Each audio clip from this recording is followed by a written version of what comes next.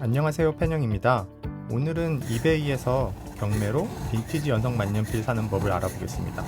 적게는 20년, 많게는 80년 정도 먹은 어떻게 보면 고물펜인데 이게 왜 살까요? 저는 연성립 때문에 사요. 이 펜촉이 뒷펜처럼 벌어지면서 필기하기는 훨씬 편한 만년필이거든요. 잉크를 찍어 쓰지 않는다는 게 되게 장점이에요. 제가 검색할 때는 1920년대에서 60년대, 길게는 80년대까지 펜에 이 연성 만년필이 꽤 나옵니다. 제가 사는 방법이 가장 좋은 방법도 아니고 정답도 아니지만 함께 봐주세요. 여러분도 나중에 사실 수 있을 거예요. 자, 이제 스마트폰에 이베이 앱을 깔고 접속해 볼게요. 연성 만년필을 먼저 찾아야겠죠? 저는 보통 빈티지 플렉스 파운튼 펜 아니면 플렉스 파운튼 펜 이런 걸로 검색을 해요. 오, 목록이 쭉 올라오네요. 이 되게 많은데 제가 매물을 고르는 기준은 당연히 먼저 가격대죠. 예산이 가장 중요하죠. 보통 100달러에서 200달러 사이에서 골라요. 제가 대여섯 자로 사보니까 그 가격대면 유튜브에서 나오는 이렇게 멋지게 구부러지는 캘리그라피를 할 수 있는 만년필을 살 수는 있어요. 상태도 괜찮고 잘 작동도 되고요. 다만 디자인이 아주 멋지거나 좀 유명한 펜이거나 보존 상태까지 완벽한 펜은 못해도 250달러에서 보통은 3,400달러 줘야 살 수 있는 것 같아요. 저는 그렇게까지는 잘 안 써서 그냥 한 200달러 이하에서 끊습니다. 그 다음으로는 이제 가장 중요한 연성 정도를 봐야겠죠. 얼마나 구부러지나. 이 판매자들이 보통 썬플렉스, 세미플렉스, 풀플렉스 이런 식으로 구분을 많이 해요. 그 뒤로는 웬누들 이런 것도 나오는데 저도 그런 것까지는 안 써봤어요. 썸부터 풀플렉스까지 써봤는데 슈퍼플렉스라고 주장하는 펜도 써봤어요. 사보니까 썸이나 세미는 약간 애매해요. 이거는 그냥 요즘에 현행 펜에도 나오는 그냥 약간 푹신푹신한 느낌 정도의 만년필이 많아요. 세미플렉스부터는 좀 혼재돼 있어요. 처음에 썼던 펜들 중에 두 번째로 쓴 펜이 세미플렉스라고 선전했던 펜이거든요.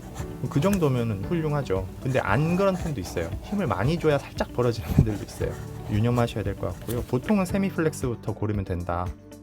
가장 중요한 건 CPL 인증샷이 있는 제품을 골라야 된다는 거예요. 이게 없으면 판매자가 하는 말이 어떤 정도의 연성인지 알 수가 없어요. 판매자 느낌에는 세미플렉스였는데 사실은 썸도 아닐 수도 있는 거고. 이렇게 쭉 내려서 CPL 사진이 있는 펜만 들어가 봅니다. 사진상으로 마음에 드는 펜을 찾으셨으면 일단 설명을 잘 읽으셔야 돼요.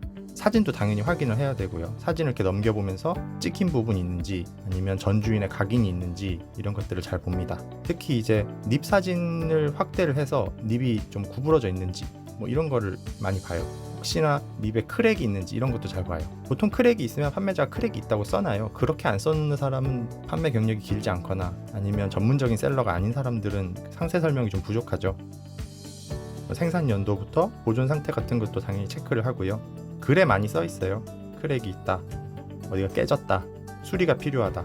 수리가 필요한 제품은 저는 안 사요. 왜냐하면 제가 좀 자신이 있으면 살 텐데 실제로 그런 펜들을 사서 수리하시는 분들이 있는데 저는 그렇지 않기 때문에 그냥 오히려 수리가 돼 있다 이런 제품을 삽니다. 다만 수리가 돼 있는 제품도 주의해야 될 게 있어요. 원형 그대로 있는 제품이 있고 여기저기 부품을 모아서 재조립한 제품이 있거든요. 후자는 그렇게 안 쳐주는 것 같아요. 그거는 나는 작동만 되면 돼 이렇게 생각하시는 분들도 있을 수 있으니까 사람마다 판단이 다를 수 있는데 보통은 그냥 원판이 있는 제품을 가격을 많이 쳐주고 사람들이 선호합니다. 펜 설명을 다 지나치고 쭉 내려가서 보시면 판매자 평점이 있어요. 판매자 평점은 중요하죠. 거래 기간이 아주 오래됐고 활동 경력이 이베이에서 한 10년, 20년 됐고 아주 많은 사람이 평가했고 그런데 점수도 높다. 그러면 믿을 만한 판매자죠. 혹시 모르니까 이 평점 보는 거에서 좋은 리뷰 말고 최악의 리뷰 순서로 보는 것도 있거든요. 그걸로 체크해서 뭔가 내가 꺼리는 내용이 있는지도 한번 확인해 주세요.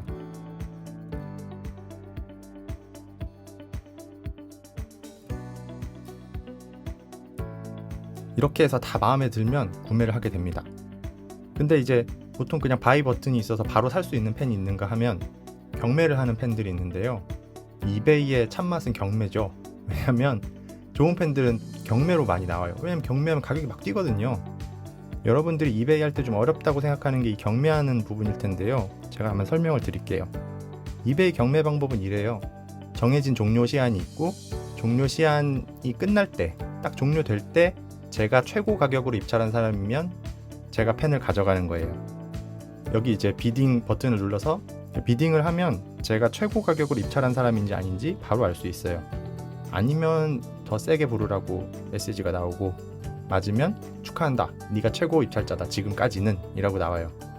이때 중요한 건 이베이 경매에서 표시되는 현재 제품 가격은 최고 입찰 가격이 아니에요. 그것보다 한 단계 낮은 가격이 표시가 돼요. 예를 들어서 제가 $200로 비딩을 했는데 그게 지금까지 최고 입찰 가격이면 이 펜은 일단은 제 거예요. 경매가 종료될 때까지 저보다 세게 부르는 사람이 없으면 제 거예요.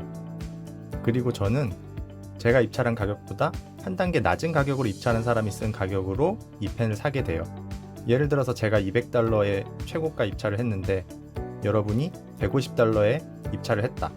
그러면 저는 $150에 이 펜을 사게 되는 거예요.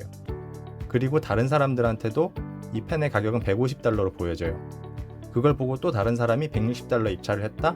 그러면 제가 사는 가격은 $160가 되고 다른 사람들한테는 $160로 가격이 변동해서 보여져요.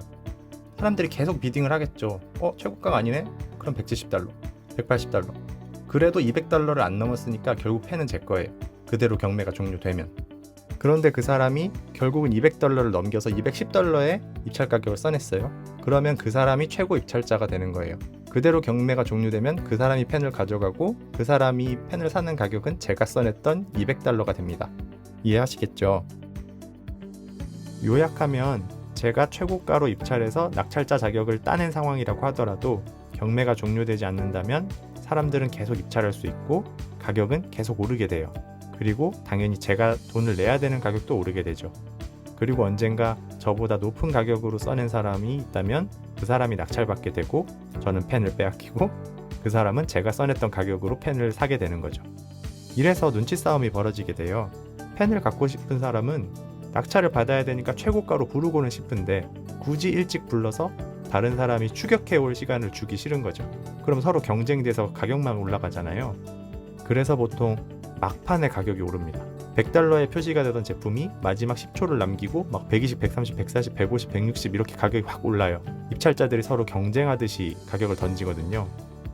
정말 끝까지 버티는 사람은 경매 끝나기 한 3초, 5초 전에도 돈을 올려요. 그때까지 참았다가 한 번에 돈을 확 올리면 최고가로 입찰했던 사람한테서 낙찰권을 빼앗아 오면서 동시에 그 사람이 가격을 올릴 기회를 주지 않는 거죠. 보세요. 저도 그렇게 한번 해볼게요. 보통 미국에서 판매되는 제품들이 많다 보니까 이렇게 새벽에 경매가 종료되는 경우가 많아요. 한 새벽 3시, 4시, 5시 이렇게 애매한 시간에. 어쩌겠어요. 애초에 $100짜리에 $1000를 불러서 걸어놓지 않는 이상 종료 시한이 다가오면서 사람들이 가격을 올리기 시작해요. 상단에 시간이랑 현재 가격이 표시되는데 막 오르는 게 보이시죠? 종료 시한이 가까워질수록 이렇게 빨리 올라요. 저는 한 10초까지 버티다가 그때 올릴 거예요. 제가 그렇게까지 갖고 싶은 펜은 아니라서 많이 부르진 않을 거예요. 제가 정말 갖고 싶은 펜은 한 $50, $60 확 올려서 부르거든요. 근데 그렇게 되면 심포도를 먹을 수가 있죠. 제가 펜을 가져가기는 되지만 사람들이 너무 많이 따라오면 너무 비싼 가격으로 내야 되니까 그렇게까지는 안 하고 조금만 올려보겠습니다. 자, 시간이 많이 떨어졌네요. 저는 5초 남았을 때 비딩할 거예요.